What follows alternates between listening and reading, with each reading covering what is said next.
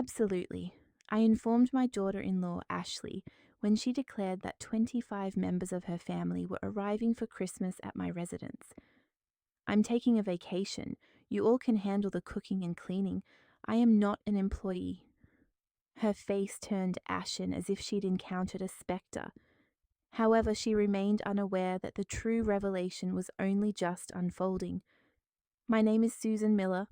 I am 66 years old, and for the past 5 years I've been treated as household staff within my own abode. It all commenced when my son, Ryan, wed that woman. From the outset, Ashley designated me as her personal attendant. Susan, fetch me coffee. Susan, tidy this. Susan, prepare a meal for my guests. And I, like an imbecile, consistently complied. I believed that was the manner in which I would preserve familial harmony, but my endurance had reached its breaking point. That Tuesday in December, Ashley entered my kitchen precisely as she habitually did, without a prior knock. She wore an expensive crimson gown, undoubtedly purchased by Ryan, and sported that artificial smile I utterly despised. Her heels echoed against the ceramic tiles like a percussive assault on my nerves. Susan, she addressed me, her tone dripping with the condescension she invariably employed. I have extraordinary tidings. My entire family is descending upon us for Christmas. There will be a mere 25 individuals. Merely 25 people, as if it were a trivial matter, as if I were a culinary and janitorial automaton. I observed the glint of malevolence in her eyes as she elaborated on her insidious scheme. She settled into my kitchen chair, crossed her legs, and proceeded to enumerate names as if perusing a shopping manifest. I've already conferred with my sister Chloe, my cousin Emily, my brother-in-law David, my uncle Michael. They are all attending, my nieces and nephews, my second cousins. Chloe's children will also be present. It will be a truly perfect Christmas. She paused for dramatic effect, anticipating my customary display of alarm. Naturally, you will oversee all arrangements, the provisions, the tidying, the service of meals. Her pronouncement struck me like a series of sharp blows. I recalled countless instances where I had orchestrated elaborate dinners for her acquaintances, while she reaped all the accolades. All the times I had diligently cleaned in the aftermath of her parties, while she luxuriated in slumber until noon. All the moments I had been rendered invisible within the confines of my own home. We will require at least 3 turkeys, she continued, disregarding my silence, and that chocolate confection you prepare so exquisitely. Oh, and you must adorn the entire house. I desire it to be immaculate for photographic purposes on Instagram. She awaited my typical acquiescence. Yes, Ashley. But this occasion was fundamentally different. This time an internal threshold had been irrevocably breached. I met her gaze directly, with a composure that even surprised me. Perfect, I reiterated, witnessing her smile begin to falter. It will be a perfect Christmas for you, for I shall not be present. The ensuing silence was utterly profound. Ashley blinked multiple times as if she had misheard. Her lips parted slightly, but no sound emerged. The clatter of her heels ceased abruptly. What do you imply by not being present? She finally managed to articulate, her voice exhibiting a faint tremor. She straightened in her chair, her formerly impeccable posture beginning to disintegrate. Precisely as you comprehend, I am embarking on a holiday. All of you are responsible for your own sustenance, cleaning, and service. I am not your employee. I watched as the colour completely leached from her countenance. Her hands commenced a slight tremor. The coffee cup she held clinked against its saucer. For the first time in 5 years, Ashley was bereft of words. But Susan, she stammered, I've already extended invitations to everyone. All arrangements are finalized. You cannot do this. Indeed, I can. This is my dwelling. Those 4 words detonated like an explosive device within the kitchen. Ashley stood agape, her expression transitioning from astonishment to outright fury. She abruptly rose, her heels striking the floor once more, this time with an air of desperation. "This is preposterous. Ryan will not permit this." "Ryan may hold whatever opinion he deems fit, but the decision is already rendered." For the first time, I was firmly in command. However, what she failed to grasp, what none of them comprehended, was that my resolution was far from impulsive. I had been meticulously strategizing this for months, and I had compelling justifications, reasons that would soon render them utterly speechless. Ashley's countenance shifted from shock to fury in a mere matter of seconds. Her cheeks flushed, and her eyes narrowed like those of a serpent poised to strike. She advanced towards me, invading my personal space, a tactic she habitually employed when seeking to intimidate. "You know, Susan," she declared, her voice becoming venomous, each syllable laden with disdain, "I always suspected your selfishness, but this is the final indignity. My family is traveling from distant locales, some from other states, and you intend to sabotage their Christmas on a mere whim." A whim? 5 years of mistreatment, humiliation, and emotional subjugation, and she dared to label it a whim. I felt an inferno of indignation surge within my chest, yet I maintained an outward serenity. I had mastered the art of emotional regulation after enduring years as her victim. "That is not my concern," I responded with a tranquility that unsettled her even further. "You should have consulted me prior to extending invitations to 25 guests to my home." "Our home!" she shrieked, having completely lost all semblance of composure. "Ryan is your son. This residence will eventually be ours." There it was, the unvarnished truth that had always lingered in the ether, but had never been explicitly articulated. Ashley did not perceive me as family. She viewed me as a transient impediment before assuming dominion over everything I had meticulously constructed through years of arduous effort and personal sacrifice. "An intriguing perspective," I murmured, observing her pupils dilate in alarm as she recognized the implication of her unintended disclosure. "Exceedingly intriguing." Just then I heard the distinct sound of keys in the front door lock. Ryan had returned from his professional endeavors. Ashley rushed towards him as a child might to their father for redress, her heels striking the floor with an urgent cadence. Ryan, your mother has lost her mind. She claims she won't assist with Christmas preparations. She insists on going on vacation, leaving us to manage my entire family." I could discern their muffled voices emanating from the living area. Ashley's speech was erratic, her tone sharp and dramatically exaggerated. Ryan's responses were indistinct murmurs, inaudible to me. After a few moments, their footsteps approached the kitchen. My son materialized in the doorway, his suit creased from a long day at the office, his countenance etched with fatigue and annoyance. Following him closely, like a somber apparition, was Ashley, her arms crossed and an expression of smug triumph plastered across her face. She clearly anticipated his intervention to reprimand me. "Mom," Ryan commenced, adopting that patronizing tone he had cultivated since his marriage. "Ashley has apprised me of your decision. Do you not believe you are exhibiting a modicum of theatrics?" "Theatrics?" My own son had accused me of being dramatic for refusing to serve as his wife's domestic servant. A chilling, solidified sensation settled in the pit of my stomach. Something that had been germinating for months finally coalesced in that precise instant.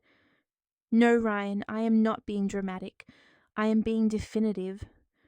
"But Mom, it's Christmas. It's a time for family. Ashley has already invited everyone. We cannot simply retract now." I did not suggest retraction. I stated I will not be present. Ashley stepped forward, positioning herself as a human bulwark between Ryan and myself. "Do you see what I mean?" She has become utterly irrational. What will my relatives think? What am I to tell them? Inform them of the truth, I replied calmly, that you presumed I would function as your employee without prior consultation and you were mistaken. Ryan exhaled profoundly, running a hand through his hair, a gesture he employed when experiencing frustration. Mom, exercise reason. You are aware that Ashley cannot possibly prepare meals for 25 individuals single-handedly. And why not? I have catered her parties for years. It is time for her to acquire the necessary skills. But I am employed, Ashley protested. I cannot take extended leave to dedicate myself to cooking. My career is of paramount importance. Her career, a part-time role at a boutique, likely secured through Ryan's connections. Yet her career, naturally, held greater significance than my time, my energy, my inherent dignity. Then engage a caterer, I suggested, with a disarmingly sweet smile. There are numerous excellent establishments in this vicinity. Catering incurs substantial expense, Ryan exclaimed. Why deplete thousands of dollars when you possess the ability? He halted abruptly, realizing the implication of his impending statement. When you can accomplish it gratuitously, as is your custom, functioning as the unpaid staff you evidently perceive me to be. The silence stretched tautly between us, resembling a fissure widening ominously. Ashley and Ryan exchanged furtive glances. I could discern the gears turning within their minds, their desperate attempts to devise a stratagem to coerce me into capitulation. Look, Mum, Ryan finally relented, adopting a softer cadence. I recognize you have been somewhat sensitive recently. Perhaps you are experiencing some hormonal fluctuations. Hormonal fluctuations? Are you serious? He was attempting to reduce me to a hysterical menopausal woman. The indignation I had been suppressing began to boil vigorously beneath the surface, yet I managed to maintain a steady vocalization. There is nothing hormonal about this, Ryan. There is something profoundly clear. Respect. And for 5 years, neither you nor your wife has extended any to me. That is untrue, Ashley countered. We have always treated you with kindness. You are a member of the family.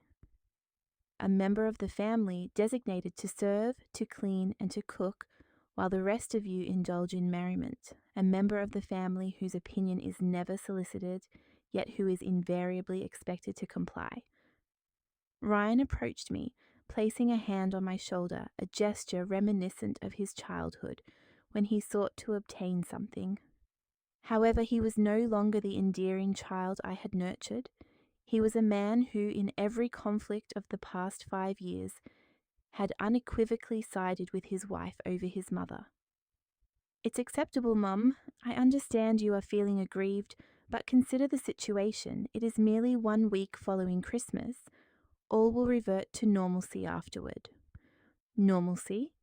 Their definition of normalcy involved a state where I was invisible, except when my services were required, where my sentiments held no weight, provided their comfort remained uncompromised, where my home had transformed from a sanctuary into their private establishment. No, Ryan, the situation will not revert to its previous state, for I am departing tomorrow. They both froze. Ashley was the first to react, her voice escalating by an octave. Tomorrow? Tomorrow? I confirmed, relishing the nascent panic that began to flicker in her eyes.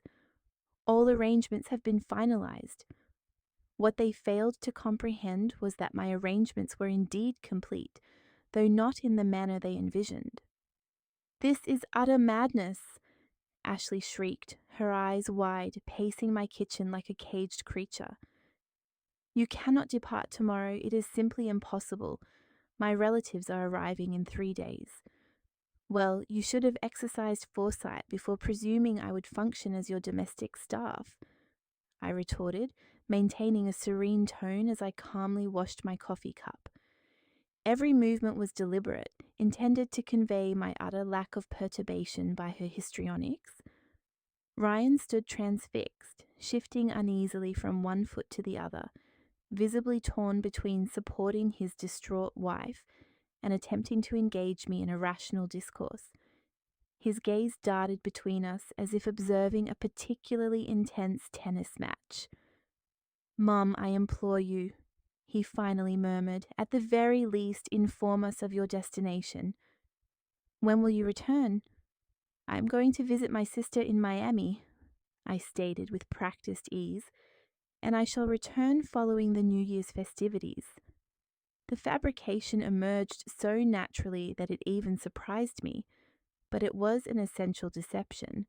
They were not privy to my true intentions, not yet.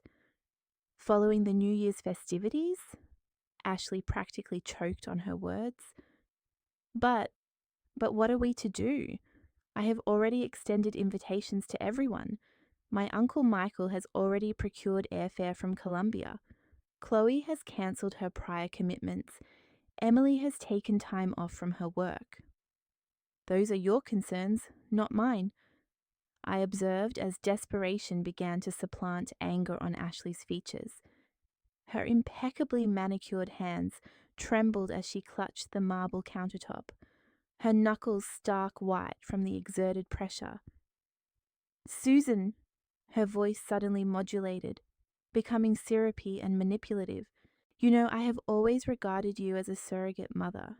You are so vitally important to me, to us, you cannot abandon us in this manner." There it was, the strategic shift from belligerence to emotional coercion. I had witnessed this performance countless times before, but it no longer held any sway over me. If you genuinely considered me a maternal figure, you would not subject me to the treatment of household staff.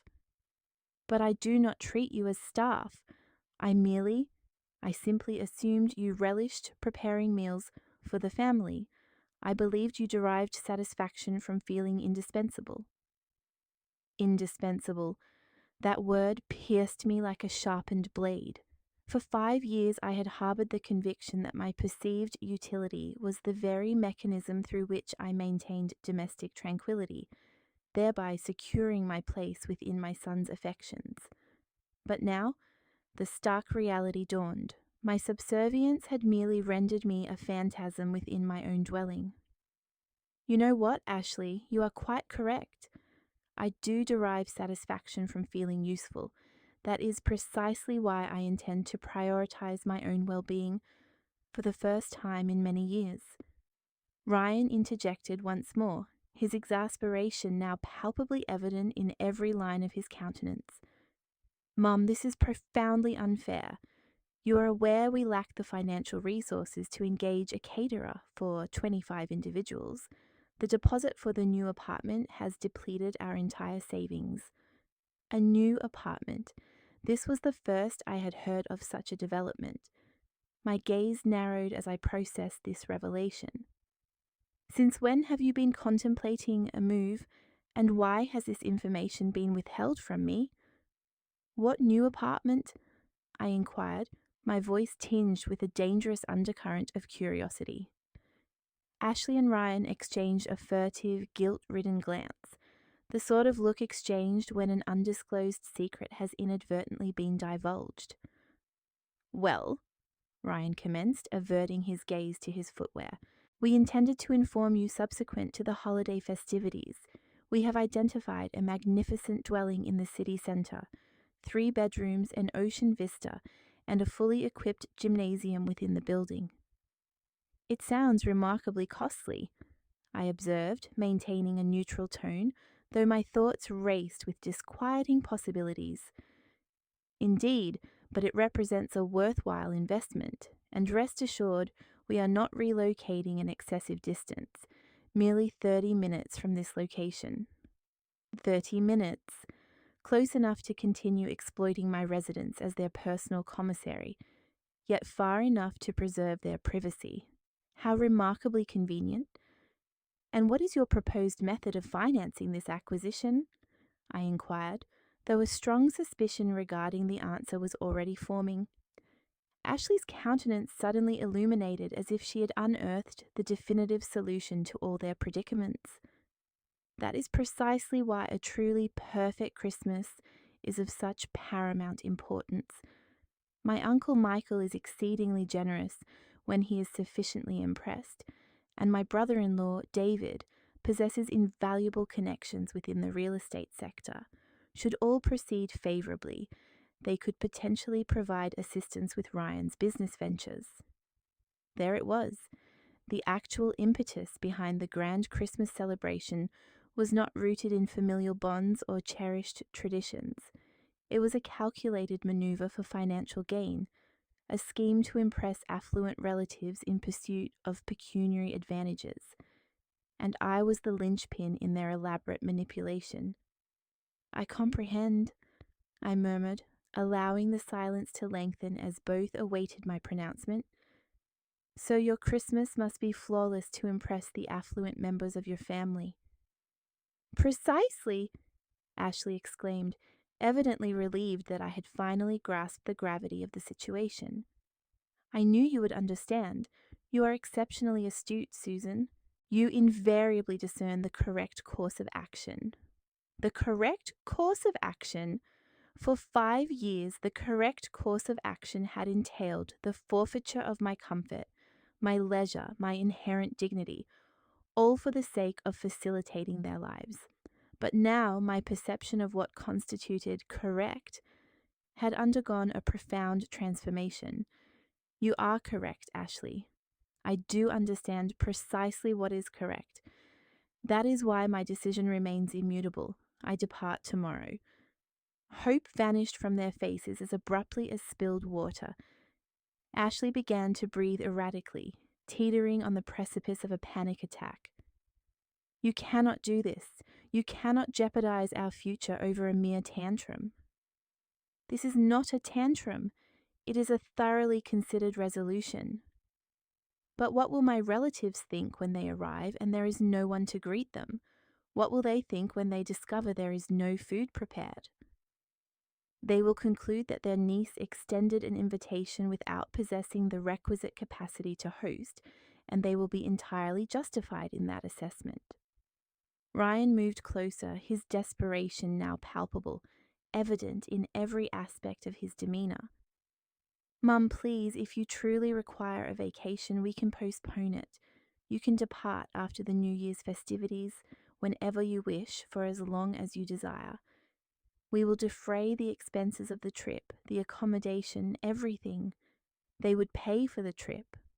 With what funds, I pondered? Had they not just stated that the apartment deposit had exhausted their savings? Yet it mattered little. Their offer arrived 5 years too late. "The offer is certainly tempting, Ryan, but my decision is already finalized." "This is emotional blackmail," Ashley erupted, her veneer of sugary sweetness irrevocably shattered. "You are exploiting our predicament to manipulate us. Emotional blackmail." The words hung in the air like an involuntary confession. For if my refusal to continue as their gratuitous employee constituted emotional blackmail, what then were their actions over the past 5 years? "Do you know what constitutes emotional blackmail, Ashley? It is the act of inducing guilt within me every time I express an unwillingness to cater to your acquaintances. It is the pronouncement that a truly devoted mother-in-law always prioritizes family above all else, even when I decline to undertake the cleanup duties following your parties. It is the assumption that my personal plans are inconsequential, merely because I am retired and supposedly have nothing more pressing to occupy my time." Each word served as a projectile, striking its intended target. I observed as they both flinched subtly with each accusation, for they recognized the unvarnished truth of each statement. That is not the same thing," Ashley stammered, her voice devoid of its former conviction. "You are correct. It is not the same thing because what you have perpetrated is far more egregious. You have consistently taken my goodwill for granted over a protracted period." The kitchen descended into a palpable state of tension. I could discern the rhythmic ticking of the wall clock, the gentle hum of the refrigerator, Ashley's agitated respiration. But what resonated most profoundly was the burgeoning sound of my own liberation. For tomorrow, everything would irrevocably change, and they possessed no inkling of the magnitude of that transformation. That evening, while Ashley and Ryan remained engaged in hushed, desperate debates in the living room, I retreated to my bedroom and retrieved my laptop. It was time to initiate the second phase of my meticulously devised plan. A plan that had been percolating for months, ever since I unearthed a revelation that fundamentally altered my perception of my esteemed daughter-in-law. 3 months prior, while engaged in the mundane task of tidying Ryan's study, I discovered a forgotten folder nestled amongst his documents. This folder contained a compilation of bank statements, printed email correspondence, and various legal instruments. Initially, I presumed them to be professional documents. However, a specific detail captured my attention. Ashley's name appeared with marked frequency in transactions that were entirely beyond my comprehension. That night, after they had retired for the evening, I returned to the study and meticulously scrutinized the contents. What I uncovered sent a chill through my very being. Ashley had been incurring expenditures far exceeding their financial capacity. A substantial sum, in fact. She had accumulated debts through undisclosed credit cards, obtained personal loans, leveraging the house as collateral, and indulged in compulsive purchases at high-end establishments, accumulating a debt exceeding $50,000. But the extent of her duplicity did not conclude there. I also unearthed email exchanges where Ashley strategized with her confidants on methods to manipulate Ryan, ensuring he remained oblivious to her extravagant spending. She detailed tactics to keep him occupied while she continued her shopping spree, and most disturbingly, a message thread outlining her intention to persuade him to divest the house and reinvest the proceeds into their shared future. My house, the very dwelling I had inhabited for 3 decades, the house I had acquired through my labor, my savings, and my sacrifices. Ashley intended to leverage Ryan into selling it to settle her compulsive shopping debts. Sleep eluded me that night. I remained awake until the first light of dawn, processing the profound betrayal, the insidious manipulation, and the deliberate deception. Yet alongside the crushing weight of despair, a new emotion began to take root. A cold, calculated resolve to safeguard my own interests. The following day, I commenced my own clandestine investigation. I retained the services of a private investigator, a discreet gentleman recommended by my attorney years prior. I tasked him with meticulously tracing all of Ashley's financial activities.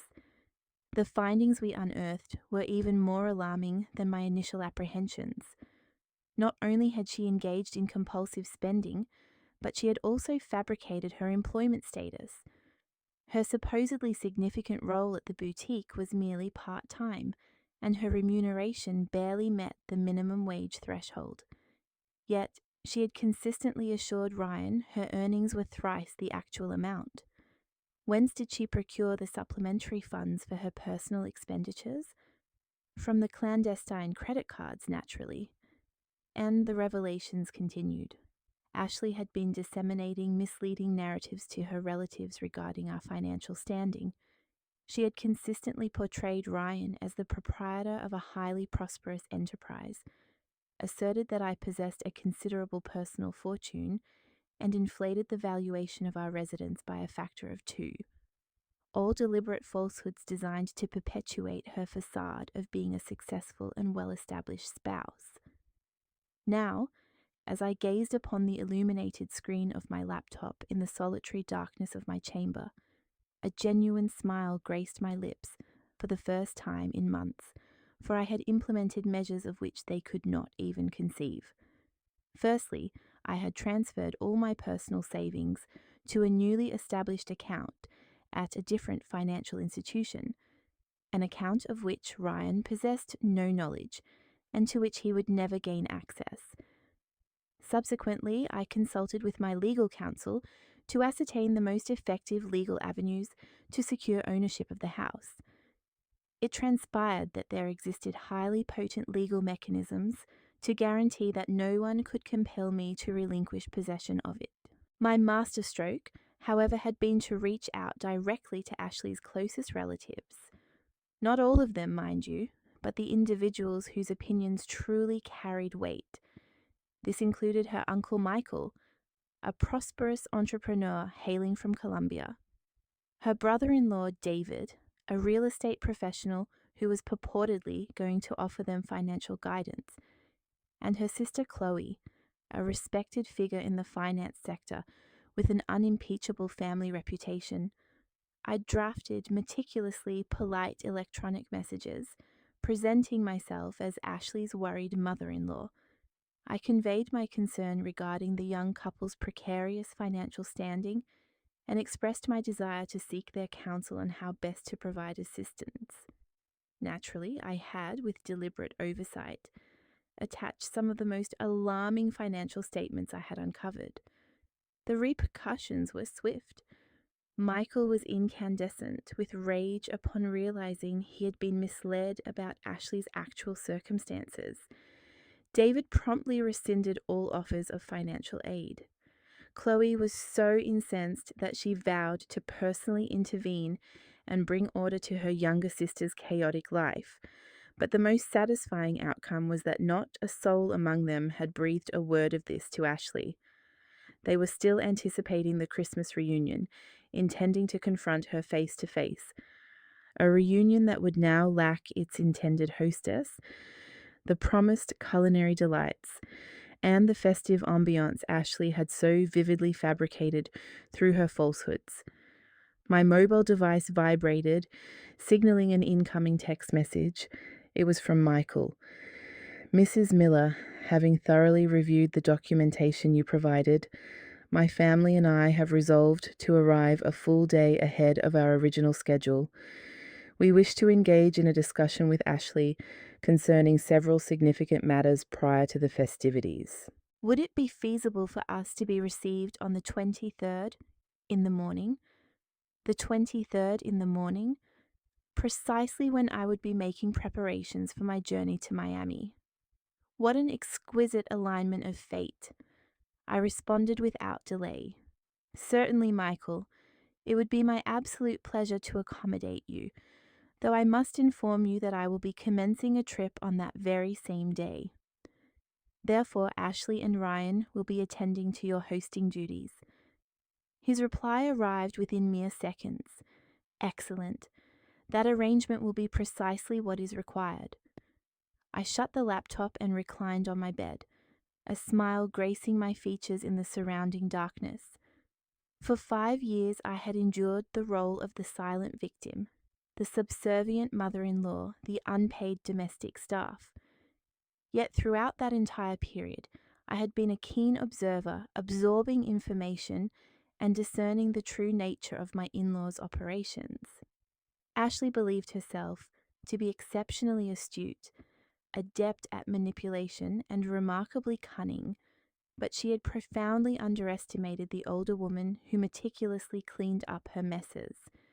She had presumed that my advanced age and apparent submissiveness equated to helplessness. Tomorrow morning, while she remains in slumber, I will be packing my belongings, not for Miami, as I've led them to believe. My actual destination is a luxurious hotel situated just an hour's drive away, where I have secured an ocean view suite for the forthcoming fortnight.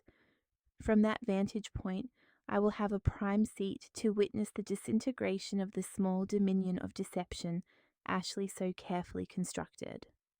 I will see her family uncover her fabrications. I will witness Ryan finally recognize the true character of the woman he married.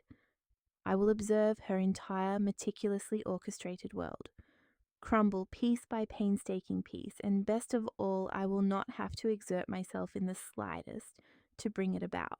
Ashley had, over the years, quite literally dug her own grave with her incessant lies and treachery. I had merely relieved her of the shovel and pointed her family towards the excavated earth. From my vantage point, I could detect the cessation of their discussions in the living area. The sounds of footsteps ascending the stairs, doors being closed, and the unnerving quiet of a household burdened by unresolved tensions. Yet I slept soundly that night. For the first time in 5 years, I slept with the contentment of someone who understands that justice, however delayed, invariably prevails. At 6 o'clock in the morning, my alarm sounded like a triumphant anthem of liberation. I rose with a vitality I hadn't experienced in years. I took a leisurely shower and commenced packing my suitcases. Each garment I folded represented another stride toward my liberation. Each item I placed away was a silent proclamation that I was no longer beholden to anyone's demands. Ashley and Ryan were still lost in sleep. I could faintly discern their deep breaths emanating from the hallway as I conveyed my luggage down the stairs. I had prepared a brief but precise missive, which I left atop the kitchen table, alongside the spare set of house keys. My travel plans have been expedited. The residence is now under your custodianship. I wish you a delightful Christmas celebration, Susan. What I omitted from my note was the fact that I had undertaken a few supplementary preparations before my departure, such as completely emptying the pantry and the refrigerator. After all, if they were intending to host 25 individuals, they would need to learn the art of self-sufficiency in grocery procurement. I had also sequestered all of my fine china, my elegant table linens, and my festive Christmas decorations within the confines of my locked private chamber. Should they aspire to impress the affluent relatives, they would be compelled to procure their own provisions. My final, definitive act, however, had been to terminate the bi-weekly cleaning service, a service for which I had borne the expense for an extended duration. Yet Ashley invariably claimed credit for maintaining an immaculately kept residence. From this day forward, she would have the opportunity to first-hand experience the true meaning of keeping a household pristine through her own efforts. The taxi arrived precisely at 7 in the morning. As the driver meticulously loaded my suitcases, I cast a final lingering glance at the dwelling where I had resided for 3 decades. A place that had once served as my sanctuary, subsequently transforming into my prison, and which would now once again become my stronghold. For even though I was making a temporary departure, this was unequivocally still my home, and I harbored every intention of reclaiming it in its entirety. The hotel where I took up residence exceeded all my aspirations, nurtured during my years of involuntary domestic servitude. It was a capacious suite with a breathtaking ocean vista, 24-hour room service, and, most crucially, an absolute profound silence. No one issuing commands from the kitchen, no one expecting my immediate appearance with freshly brewed coffee, and no one presuming that my time held no inherent value. Every detail had been meticulously considered and executed. I was well aware that Ashley would not stir until 10 o'clock, her customary rising time on weekend mornings. By that hour I would be comfortably ensconced in my suite, indulging in a repast I hadn't had to prepare myself, and absorbing the morning news without the slightest interruption. My mobile device began to emit a ringing tone at 10:47 in the morning. Ryan, naturally. "Mum, where have you gone? We found your note. But why have you advanced your travel dates?" His voice conveyed a distinct sense of bewilderment, as if he were still half asleep. He had likely only just discovered the stark emptiness of the pantry and the absence of anyone to prepare his weekend breakfast. "Good morning, Ryan." I concluded that prolonging the inevitable would serve no practical purpose. You all have a considerable amount to attend to in terms of preparations, and I am profoundly eager for some respite. But, Mum, this is exceedingly abrupt. Ashley is quite beside herself. She's utterly distressed. Distressed? What a remarkably diplomatic characterization for what was undoubtedly a full-blown panic attack, triggered by the dawning realization that she would, in fact, be required to assume responsibility for her own life. I am quite confident she will navigate the situation with admirable competence. After all, she is an exceptionally capable individual. A prolonged silence ensued. I could discern background voices. Ashley speaking in a high-pitched, agitated tone. Could you at least inform us of your whereabouts in the event of an emergency? I am in a secure and conveniently situated location. That is the extent of the information you require. Mum, please, I comprehend your agitation, but this course of action is rather extreme. Ashley's family is arriving in 2 days and we have no clear plan. Ryan, I interrupted him with an unequivocal firmness, you are 32 years of age. Ashley is 29. You are both entirely functional adults. I have no doubt that you are fully capable of resolving your own predicaments without the continued reliance on a 66-year-old woman. Another pause, this one more substantial. All right? He finally sighed. But do promise me you'll be safe. And when will you be returning? I shall return when the inclination strikes me. Enjoy your Christmas festivities. I terminated the call before he could persist with his entreaties. I immediately silenced my phone. I anticipated that the ensuing hours would be marked by a relentless barrage of desperate communications, yet I had patiently awaited 5 years for this very moment of tranquility. I had no intention of allowing them to disrupt it. From my elegant window, I could behold the infinite expanse of the ocean. The waves gently lapped against the shoreline, their rhythm both mesmerizing and serene.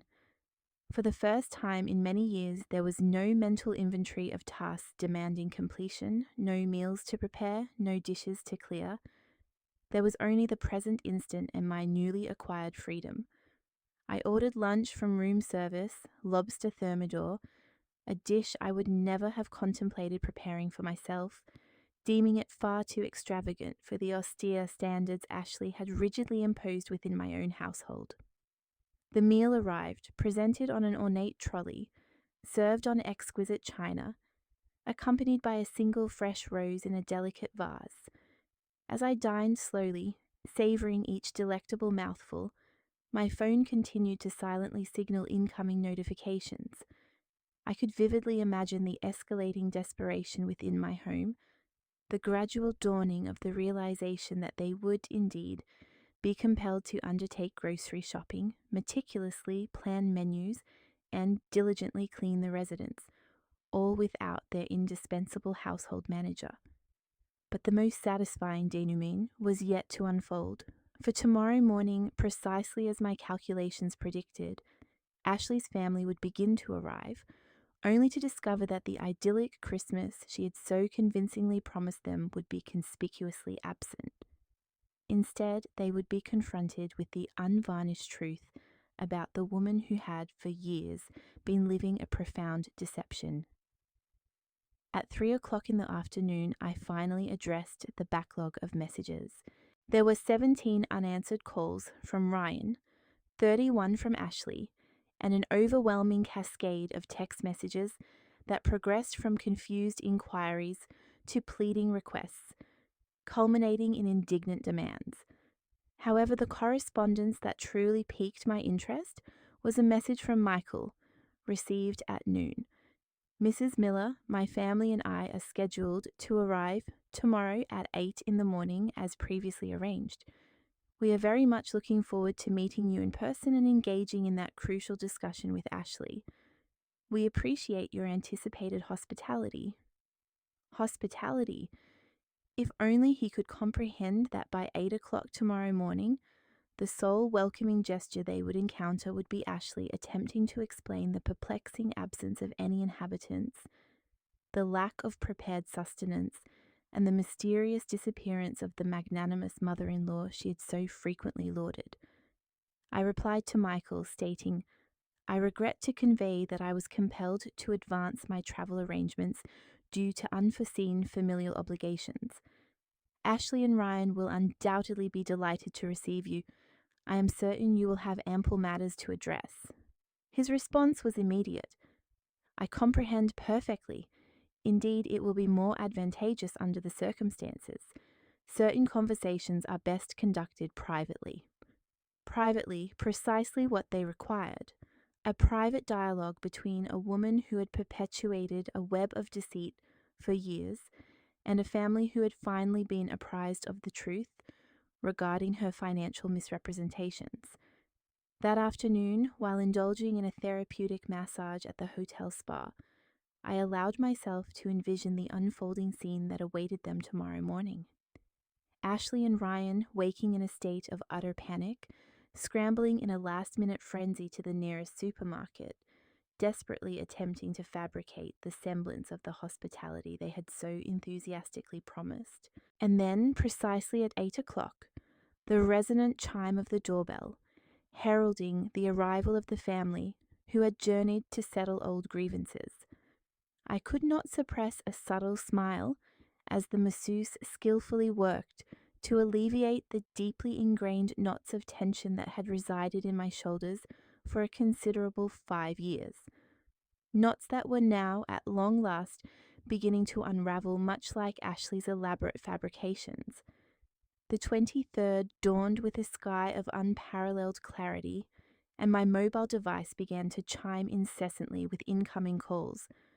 I had slept profoundly, yet awoke to Ryan's initial call at precisely 6:30 in the morning. I did not answer. At 6:45 it was Ashley, followed by Ryan again, then Ashley, in a relentless cycle that provided me with more amusement than it perhaps should have. As I calmly savoured my eggs Benedict, accompanied by smoked salmon on my serene terrace, I decided to review the accumulated voicemails. The first was from Ryan, evidently recorded while he was hastily navigating traffic. "Mum, please answer. Ashley is in hysterics. We have absolutely no idea what to prepare for breakfast for 25 people. The supermarket doesn't open until 8, and the family arrives at precisely that hour. We require immediate assistance. Please, please call us." The second message was from Ashley, her voice utterly broken.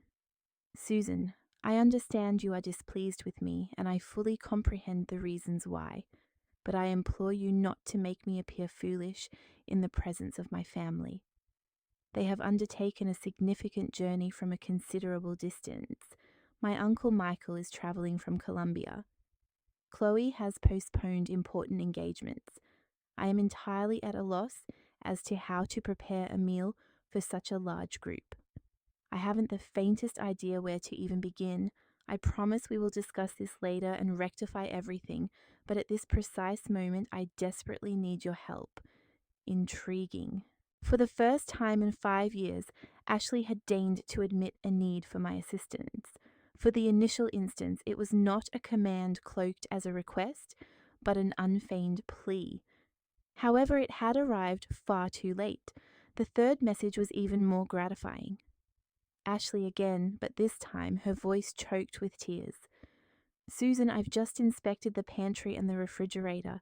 They are completely bare. Why is there nothing? How am I going to provide breakfast for my family? Where is the fine china? Where are the Christmas tablecloths? Please, at the very least, tell me where you have stored everything. That is all I ask, please." Ah, yes. The belated realization that the upkeep of a household necessitates foresight, dedicated effort, and tangible financial expenditure. The tardy comprehension that sustenance does not spontaneously materialize within the confines of refrigerators, that tables do not set themselves, and that decorations do not magically arrange themselves. However, the message I had been most eagerly anticipating arrived at precisely 7:15 in the morning. It was from a voice I did not recognize, yet one that conveyed an undeniable aura of authority. "Mrs. Miller, this is Michael, Ashley's uncle. We arrived at the airport earlier than anticipated and have decided to proceed directly to your residence. We anticipate our arrival in approximately 15 minutes. I am greatly looking forward to meeting you and engaging in the discussion we have been planning. Perfect. They would arrive precisely at the moment when Ashley and Ryan were experiencing their peak state of panic, with an empty dwelling, a dearth of provisions, no preparations underway, and the conspicuous absence of the benevolent mother-in-law who had consistently resolved all their dilemmas. At 8:20 in the morning, my phone rang. This time I answered. "Mom." Ryan's voice was a fragile tremble, teetering on the brink of a complete nervous breakdown. "Can you speak? Good morning, Ryan. Of course, I am capable of conversing. How is your morning unfolding thus far? Mum, please, I implore you, do not do this. Ashley's family has just arrived and we have absolutely nothing to offer them. I mean, literally nothing. Ashley is weeping inconsolably in the bathroom, and I am at a complete loss as to what course of action to pursue. Have you yet explained the circumstances to them? What circumstances? How can I possibly explain to them that my mother decided to embark on a vacation precisely at the moment we needed her most? When they needed me most. Not when I required respect, comprehension, or even a simple acknowledgement of gratitude for 5 years of dedicated service, only when they found themselves in a predicament. Tell them the unvarnished truth, Ryan, that for the past 5 years you have taken it for granted that I would serve as your complimentary housekeeper, and that I have finally concluded that I am deserving of a well-earned vacation. Mum, they do not possess a strong command of the English language. I cannot possibly articulate something of such complexity to them. Then procure a translator, or endeavour to improve your communication skills. I am quite certain you will devise a solution. I could discern voices in the background, a cacophony of conversations blending panic and confusion. Someone spoke in Spanish with a stern intonation, likely Michael inquiring about the whereabouts of the primary hostess. At the very least, can you tell us where you customarily procured the food supplies? What did you typically prepare for significant celebratory occasions? Anything, Ryan, anything that might offer us some guidance. I did not customarily procure anything. I meticulously planned weeks in advance, meticulously researched culinary recipes, formulated detailed shopping lists, diligently compared pricing, and dedicated entire days to the intricate process of preparation. It was not an act of magic. It was arduous labor. The silence emanating from the other end indicated that he was, at last, beginning to grasp the sheer magnitude of what he had been oblivious to for years. Look, he continued, his voice considerably softer. I acknowledge that we have been remiss in our considerations, but at this juncture I require practical remedies. What is to be done with 25 famished individuals congregated in our living room? Order takeout, contact various dining establishments, procure provisions from the local supermarket, undertake the very actions that all responsible adults engage in when entertaining guests. But it is Christmas. Every establishment is either closed or extraordinarily inundated. Restaurants have no available reservations. Then perhaps you ought to have contemplated these eventualities prior to extending invitations to 25 individuals without consulting the person you presumed would shoulder the entire burden of execution. At that precise moment, I detected a new voice interjecting in the background, speaking in a rather emphatic Spanish dialect. Michael was clearly expressing his demand for an elucidation of the prevailing situation. Mum, Ashley's uncle wishes to converse with you. He states that he requires an understanding of what is transpiring here. I would be most inclined to engage in a discourse with him, but I am presently on holiday. Inform him that Ashley is entirely capable of providing a comprehensive explanation.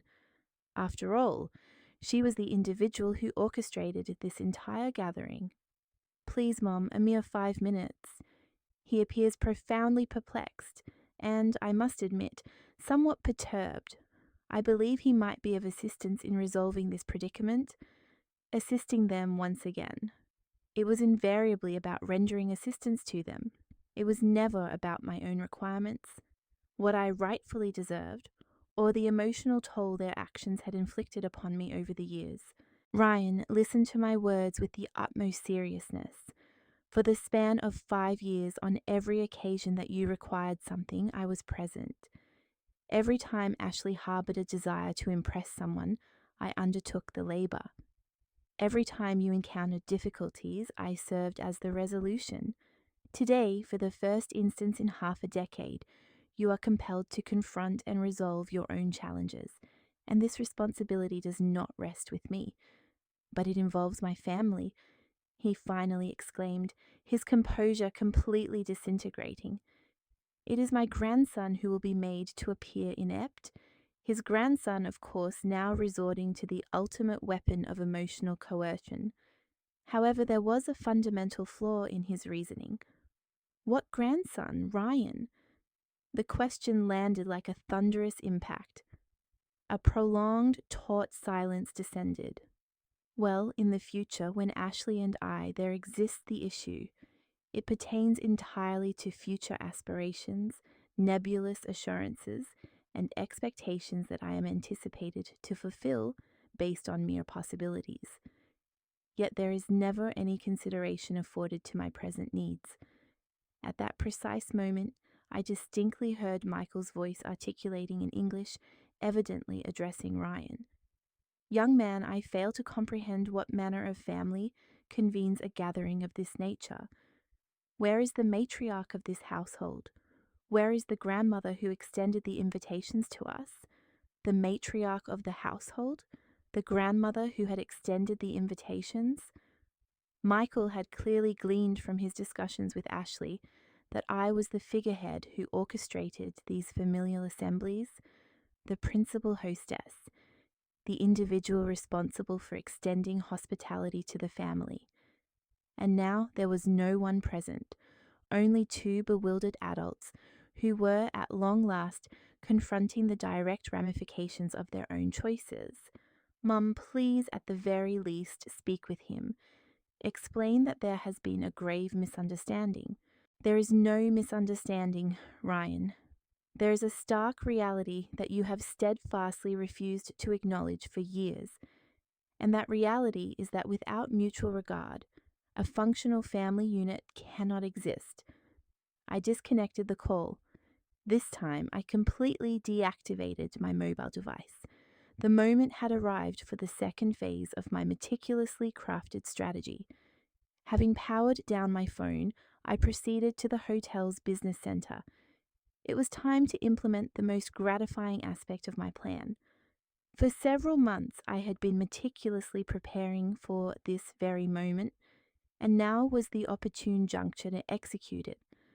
I settled myself before a computer terminal and opened my electronic mail. I observed that there were several new messages from Ashley's family, all received within the preceding 2 hours. The initial correspondence was from Chloe, the financially astute sibling. Dear Susan, we have just arrived at your residence, and the situation is rather perplexing. Ashley informed us that you departed due to an unforeseen emergency, but we cannot comprehend why the house appears entirely unoccupied. There are no provisions, no semblance of Christmas preparations, and, quite frankly, Ashley's demeanor is extraordinarily peculiar. Would it be possible to converse by telephone?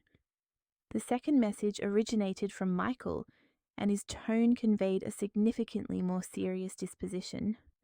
Mrs. Miller, I appreciate that you were compelled to travel due to an emergency, but I require a clear understanding of the circumstances prevailing within this household. Ashley is demonstrably incapable of providing a coherent explanation regarding the location of the promised provisions, the absence of festive decorations, or even the reason for her lack of awareness regarding your imminent departure. This portrayal is entirely inconsistent with the depiction she presented to us concerning the family dynamics. I earnestly request that you contact me with utmost urgency. Perfect! This was precisely the opening for which I had been eagerly awaiting. I dispatched replies to both electronic messages, employing a carefully worded communication. Dear Michael and Chloe, I deeply regret any confusion that may have arisen. I was compelled to advance my travel arrangements due to circumstances that I would prefer not to elaborate upon via electronic mail. However, I deem it imperative that you gain a clear understanding of Ashley and Ryan's true situation before proceeding with your Christmas arrangements. The documentation I previously furnished provides merely a partial reflection of their financial reality.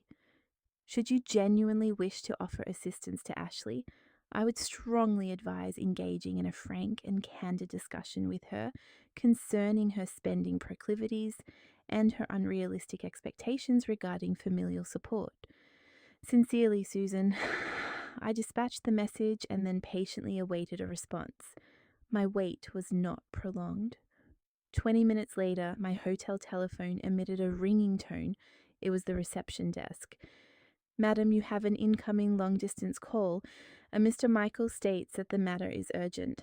Please place the call through. Michael's voice conveyed a sense of tension, yet it remained commendably controlled. Mrs. Miller, thank you for taking my call. I need to ask you some direct questions about my niece. Of course, Michael, I'm all ears. First, is it true that Ashley has been asking you to cook and clean for all her family gatherings? That's right. For the past 5 years, every time you've come or when she has guests, I've taken care of all the preparations. And when she told us about the elaborate dinners and perfect events, did she organize them or did you? I planned everything from scratch. Ashley took the credit. There was a long pause. I could hear voices in the background, clearly Michael discussing with someone in Spanish. Second question, are the financial statements you sent us real? Completely real. I obtained them directly from my son's personal files. And does Ashley know you discovered her debts? No. Until today, she had no idea that I knew about her secret expenses or her lies about her income. I understand. His voice had turned cold as ice. One more question. Why did you decide to leave exactly now? Because I got tired of being treated like a domestic employee in my own home. Ashley assumed I would cook for 25 people without even asking if I was available or willing. The silence that followed was long and tense. Finally, Michael spoke with a voice that exuded disappointment and contained anger. Mrs. Miller, my family owes you an apology. Ashley has been lying to us for years. She painted a picture of you as a prosperous family, where she was the perfect organizer. She asked us for financial help to expand Ryan's business when apparently the money was to pay off her compulsive shopping debts. I'm afraid so. And we like fools were willing to help because we believed she had proven to be responsible and successful, when in reality you have been the one who has kept everything running while she took the credit. I didn't expect you to know the truth. Well, now we know. And let me tell you that my family does not tolerate this kind of deception. Ashley is going to have to give very serious explanations. I could imagine the scene in my house. A desperate Ashley trying to explain why there was no food, why the house was disorganized, why she didn't know how to cook for the family she had invited, and now, on top of everything, having to face an uncle who knew all her financial secrets. Michael, if I may suggest something, please, I think it would be beneficial for Ashley to face the natural consequences of her decisions. She has lived in a bubble of privilege where others solved her problems. Perhaps it is time for her to learn to be truly independent. I completely agree. In fact, I have news for her that will drastically change her perspective. May I ask what kind of news?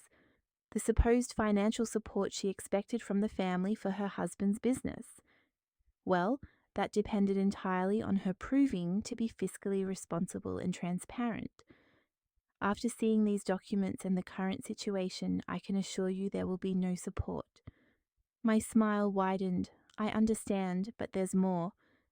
My brother-in-law, David, who was going to help them with real estate connections, is also very disgusted. Apparently, Ashley had asked him to evaluate some investment properties, including the house where you live. Did you know about this? This was new. I didn't know Ashley had gone so far as to ask David to evaluate my house for sale. The betrayal was even worse than I had imagined. No, I didn't know about that. Well, David is furious. He invested time and resources evaluating properties based on false information about Ashley's financial situation. He feels completely deceived, like all of you, I imagine. Exactly. Which brings me to my main point. My family has decided that this perfect Christmas is going to turn into a family intervention. Ashley is going to have to explain every lie, every deception, every manipulation, a family intervention. This was even better than I had planned. Not only would Ashley have to face the logistical disaster of having no food or preparations, but she would also have to account to her entire family for years of deceit. And what about the other relatives? Everyone is aware of the situation. Chloe is already reviewing all the financial documents you sent us. Emily is calling other family members to inform them about the real situation.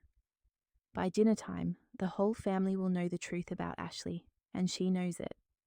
Not yet, but she's about to. I could hear voices rising in the background of the call. Clearly, things were escalating inside my house. Mrs. Miller, I have to go back to face this situation, but I want you to know that my family respects you enormously for having endured this for so long and for having had the dignity to walk away when you couldn't anymore. Thank you, Michael. That means a lot to me. One more thing. When you're ready to return, we hope to be able to meet you properly. The real Susan, not the employee Ashley pretended you were. It will be a pleasure. I hung up and leaned back in my chair, feeling a deep, warm satisfaction. In my house, Ashley's world of lies was crumbling piece by piece, exactly as I had planned, but the best was yet to come. That afternoon, I decided it was time to personally check how my masterpiece was unfolding. I hired a discreet chauffeur service and asked him to drive me around my neighborhood. Not to intervene, of course, but simply to observe from a safe distance the result of years of silent planning. When we arrived at my street, the scene I found exceeded even my most optimistic expectations. There were 3 cars parked in my driveway that I recognized as Ashley's family's rental vehicles. But what really caught my attention were the multiple grocery bags scattered on the front porch, clearly abandoned in the midst of some kind of crisis. Stop here, I told the chauffeur, but keep a distance where they can't see us. From my vantage point, I could see figures moving frantically behind the windows of my living room. Every now and then, someone would go out to the backyard, talking on the phone with dramatic gestures. It was like watching a telenovela in real time, but 1,000 times more satisfying because I knew all the secrets the characters were about to discover. My phone vibrated. It was a text message from an unknown number. Mrs. Miller, this is Chloe. Could you call me when you have a moment? I need to ask you some questions about additional documents. I called immediately. Chloe answered on the first ring, her voice tense but professional. Mrs. Miller, thank you for calling. I'm reviewing my sister's financial situation and, well, it's worse than we thought. In what sense? I just discovered that she has been using Ryan's name and credit information to open accounts he doesn't know about. This could be considered identity fraud. This was new to me. I had discovered the secret credit cards, but I didn't know Ashley had gone to the extreme of using my son's identity without his knowledge. Ryan knows. We just told him an hour ago. His reaction was intense. I could imagine my son, who had always been meticulous with his finances, discovering that his wife had been compromising his credit and financial reputation without his consent. How is he handling the information? Honestly, I think he's in shock. He keeps repeating that there must be a misunderstanding, that Ashley would never intentionally do something like that. But the documents don't lie. No, they don't lie. Mrs. Miller, I have to ask you something delicate. Did you know that Ashley had told our family that you were considering making her the beneficiary of your will? This question hit me like lightning. What? Yes, Ashley told us that you loved her so much that you were planning to leave her the house and a significant portion of your savings. She used that as collateral for some of the loans she took out. The betrayal was even deeper than I had imagined. Ashley had not only been lying about her current financial situation, but she had also been speculating on my death and my inheritance to obtain credit. Chloe, I can assure you that is completely false. My will does not include Ashley as a beneficiary of anything, I imagined, but she used that story to convince some family lenders that it was a safe investment to lend her money. Family lenders? Yes, some of our cousins who live in the United States. She borrowed over $20,000 from them using her supposed future inheritance as collateral. $20,000 in debts that I was supposedly going to cover with my death. It was so twisted, so calculatingly malicious, that for a moment I was speechless. They know the truth. I'm explaining it to them right now.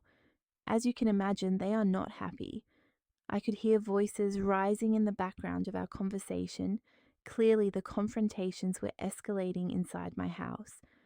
Chloe, I have to ask you something. How is Ashley reacting to all these revelations? There was a long pause. She's in complete denial. She keeps insisting that it's all a misunderstanding, that the documents are misinterpreted, that you are being vengeful because you felt excluded from the Christmas plans. Of course, even confronted with irrefutable evidence of her lies and manipulations, Ashley still tried to play the victim. And the rest of the family, how are they taking it? Bad, very bad. My Uncle Michael is furious because he was going to invest in Ryan's supposed business based on completely false information. Emily is angry because she had planned to move close to you all, to be near the prosperous and stable family Ashley had described to her. David feels completely deceived about the property appraisals and Christmas. What happened to the celebration plans? Chloe laughed bitterly. What Christmas? Ashley ordered pizza for 25 people because she didn't know how to cook anything else. We're eating on paper napkins because she can't find the good dishes. And instead of celebrating, we're having the most intense family confrontation of our lives. Pizza for 25 people at the grand Christmas celebration that was supposed to impress the rich family. The irony was delicious. You know what's the saddest part? Chloe continued. Ashley keeps asking when you're coming back. She still believes that somehow she's going to be able to manipulate you into coming back and fixing this whole mess. And what have you told her? The truth. That after 5 years of emotional abuse and manipulation, you finally had the courage to set boundaries. And that we as a family respect you for that. I felt a warmth spread through my chest. For the first time in years, there were people who understood and validated my position. Chloe, may I ask what you plan to do now? Are you staying for Christmas? Some are leaving tomorrow. This isn't the family gathering we expected, and frankly, we don't want to be part of the drama Ashley created. But a few of us are going to stay to make sure she understands the consequences of her actions. What kind of consequences? Well, for starters, all family loans are going to be cancelled immediately. She'll have to find a way to return the money she already received. The financial support for Ryan's business obviously no longer exists, and we're going to have to inform other family members about her pattern of lies to protect them from future manipulations. It was poetic justice. Ashley had built her life on a web of lies and manipulations, and now that web was spectacularly unraveling. And Ryan, how is he processing all this? That's the saddest part. I don't think he really knew anything about Ashley's lies. He's devastated. He keeps saying he thought he had married a different woman. My poor son. Despite everything, I still felt pain for his confusion and disillusionment. but I also knew this was the only way for him to open his eyes to the reality of his marriage. Chloe, is there anything else I should tell you? What? When I return home, and I will return soon, I'm going to make some important changes. Ashley will no longer have free access to my house. There will be new rules, new boundaries, and new consequences for disrespect. That sounds perfect to me. It's time she learned to live in the real world. I hung up the phone and asked the chauffeur to take me back to the hotel. I had seen enough for today. Tomorrow would be the day of my triumphant return. The morning of December 24th dawned cold but bright, as if the universe had decided to bless my day of triumphant return. I got up early, calmly packed my bags, and prepared for the final confrontation I had been planning for months. Before leaving the hotel, I made one last call, this time to my lawyer, Robert Sanchez. It's Susan. Are all the documents we discussed ready? Perfectly ready, Susan. The changes to the will are notarized. The modification to the house deed is recorded, and the new residency agreements are prepared for your signature. Perfect. I'll see you in an hour at my house. Are you sure you want to do this on Christmas Eve? Robert, there's no more perfect time. It's time my family learned the true meaning of gratitude. The taxi dropped me off at my driveway at 10 in the morning. The rental cars were still there, but now there was a different energy in the air, less frantic, more tense, like the calm before a storm everyone knows is coming. I opened the door with my key, and the silence that followed was deafening. I could hear muffled voices from the kitchen, but they stopped abruptly when my heels echoed on the marble floor of the foyer. Ryan's voice sounded incredulous, almost hopeful. Yes, I'm back. Footsteps rushed towards me from multiple directions. First appeared Ryan with deep, dark circles under his eyes and disheveled hair, clearly having spent days without good sleep. Behind him came Ashley, but it was an Ashley I had never seen before, without makeup, with wrinkled clothes, her eyes swollen from crying. Mom. Ryan approached as if to hug me, but stopped abruptly when he saw my expression. Thank goodness you're back. We need to talk. Oh, we're going to talk, but not alone. Just then, Ashley's family members appeared. Michael with his imposing presence and serious face, Chloe with a folder full of documents, Emily and David both with expressions of deep disappointment. Mrs. Miller, Michael approached and respectfully extended his hand to me. It's an honor to finally meet you. We deeply regret having met you under these circumstances. The honor is mine, Michael, and don't worry about the circumstances. Sometimes the truth needs to come out dramatically. Ashley finally found her voice, though it sounded broken and desperate. Susan, please, we have to clear up this whole misunderstanding. My family is confused by some documents that apparently... There are no misunderstandings, Ashley. There are facts, and it's time for everyone to know the complete facts. Just then the doorbell rang. It was Robert, my lawyer, arriving punctually as he had promised. Perfect timing, I murmured, heading to open the door. Robert, thank you for coming. I think we are all ready for the conversation we've been postponing for years. Robert entered with his professional briefcase, impeccably dressed despite it being Christmas Eve. His presence immediately changed the dynamic of the room, adding a legal and official weight that made everyone straighten up. Good morning, he greeted professionally. I am Robert Sanchez, Mrs. Miller's attorney. I understand there are some family and financial matters that need clarification. Ashley paled even more. Why is there a lawyer here? Because after 5 years of emotional abuse, financial manipulation, and a total lack of respect, I have decided that I need legal protection, I replied with glacial calm. Legal protection? From what? Ryan sounded genuinely confused. From your wife's attempts to use my future death as collateral for loans? From her plans to convince you to sell my house to pay off her compulsive shopping debts? From her unauthorized use of your credit information? Do I need to continue? The silence that followed was absolute. Ashley collapsed onto the sofa, finally understanding that her world of lies had completely collapsed. Robert opened his briefcase. Mrs. Miller, shall we proceed with the reading of the new documents, please? Very well. First, the testamentary changes. Mrs. Miller has modified her will to ensure that the ownership of this house can never be sold or mortgaged without her explicit consent even after her death. The house will be transferred to a family trust that protects Ryan's interests but prohibits any financial speculation. Ashley began to cry silently. Ryan looked shocked, but also for the first time genuinely ashamed. Second, the new terms of residence.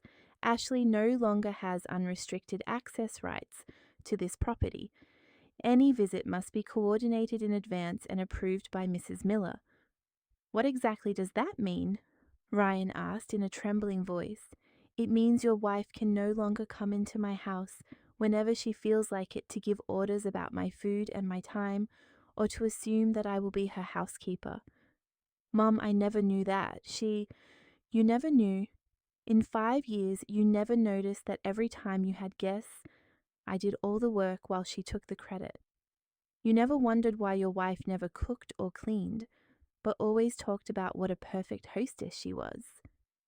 Ryan lowered his head, finally facing years of willful blindness. Michael approached Ashley, his voice laden with paternal disappointment.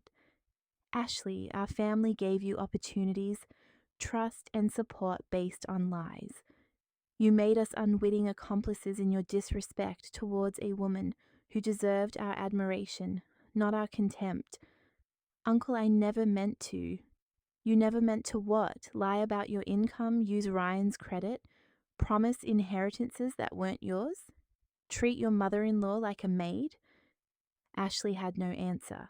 For the first time in 5 years, she had no manipulation, excuse, or deflection to offer. There's one more thing, I continued, looking directly at Ashley. You're going to pay back every penny you borrowed using lies about my supposed inheritance. You're going to personally apologize to every family member you deceived. And you're going to learn to live within your real means, not in the fantasy you built at my expense. And if she doesn't, Chloe asked, then she will face the appropriate legal consequences for identity fraud and fraudulent acquisition of credit. Robert closed his briefcase. The documents are ready for signature when you are prepared. I addressed the entire family gathered in my living room. For 5 years, I sacrificed my dignity, believing I was keeping the family together. But I learned something important. A family built on disrespect and manipulation is no family at all. It's a toxic structure that harms everyone involved. I looked specifically at Ryan. Son, I love you, but you have to decide what kind of man you want to be. One who allows his wife to abuse his mother, or one who defends respect and honesty in his family. Finally, I looked at Ashley. And you have to decide if you want to be a responsible adult who faces the consequences of her actions or continue to be a manipulative child who expects others to solve the problems she herself creates. The clock struck noon on Christmas Eve. Outside, other families would be preparing celebrations full of genuine love and mutual respect. Now, I said with a smile I had been saving for months, those who want to stay for a Christmas based on honesty, respect, and real gratitude are welcome. Those who prefer to continue living in fantasies and manipulations can leave. For the first time in 5 years, I had total control of my house, my life, and my future, and I had never felt such sweet freedom. Imagine yourself in that individual's predicament. I am genuinely eager to discover your perspectives. Therefore, please share them in the comment section below. It's a constant source of fascination for me to understand your viewpoints. Furthermore, kindly inform me of the origin of this narrative. Should you desire to encounter additional personal accounts akin to this one, Please express your appreciation by liking the video and becoming a subscriber to my channel. A multitude of further narratives await your discovery. Sending warm embraces, and I look forward to our next encounter.